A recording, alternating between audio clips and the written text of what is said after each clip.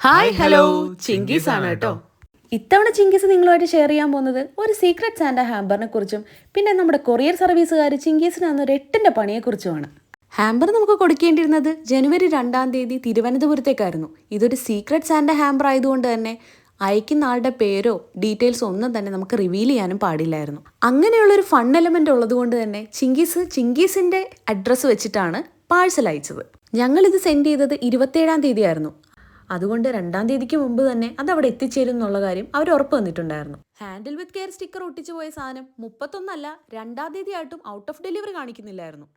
ഓൺലൈനിൽ കണ്ട പല നമ്പേഴ്സും മാറി വിളിച്ചിട്ട് അവസാനം ചിങ്കീസ് കണ്ടെത്തി നമ്മുടെ പ്രൊഡക്റ്റ് എവിടെയാണെന്നുള്ളത്.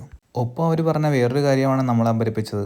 പ്രോഡക്ട്സ് ഡെലിവറി ചെയ്യാൻ ഒരുപാടുള്ളത് കൊണ്ട് തന്നെ നമ്മുടെ പ്രോഡക്റ്റ് ഡെലിവറി ചെയ്യാൻ ഇനി 2 ദിവസം എടുക്കുന്നതാണ് അവർ പറഞ്ഞത്. നമ്മുടെ കൊറിയർ സർവീസിൽ നിന്ന് കളക്ട് ചെയ്യാൻ വേണ്ടിയിട്ട് മറ്റൊരു കൊറിയർ സർവീസായ പോർട്ടറിനെ ആയിരുന്നു ഞങ്ങൾ തിരഞ്ഞെടുത്തത്.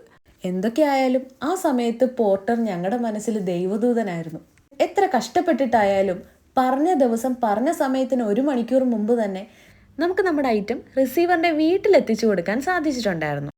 നമ്മുടെ ഈ ഹാമ്പറിൽ വെച്ചിട്ടുള്ളതിൽ ഏറ്റവും ബ്യൂട്ടിഫുൾ ആൻഡ് സ്പെഷ്യൽ ആയിട്ടുള്ള ഒരു ഐറ്റം ആയിരുന്നു ഈ കാണുന്ന മിനി ബാഗ്. ഇത് ഭയങ്കര ക്യൂട്ട് ആൻഡ് കോമ്പാക്റ്റബിൾ ആയിരുന്നു കേട്ടോ.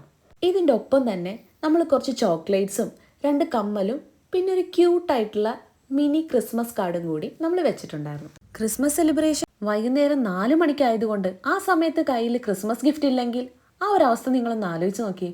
അതുകൊണ്ടാണ് നമ്മൾ ഇത്ര എഫേർട്ട് ഇടാനുള്ള കാരണം. അപ്പോൾ ഇതാണ് നമ്മുടെ ഫൈനൽ ലുക്ക്. എങ്ങനെയുണ്ട് ഹാമ്പർ? നിങ്ങൾക്ക് ഇഷ്ടമായോ?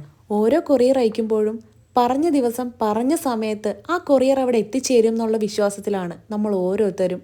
എന്നാൽ നമ്മുടെ പ്രതീക്ഷകളെ ബ്രേക്ക് ചെയ്തുകൊണ്ടാണ് നമുക്ക് ഇത്തവണ ഇതുപോലെ ഒരു അനുഭവം ഉണ്ടായത്. ഇതുപോലെയുള്ള അനുഭവം നിങ്ങളുടെ ലൈഫിൽ ഉണ്ടായിട്ടുണ്ടെങ്കിൽ കമൻറ്റ് ചെയ്യാൻ മറക്കരുത് കേട്ടോ.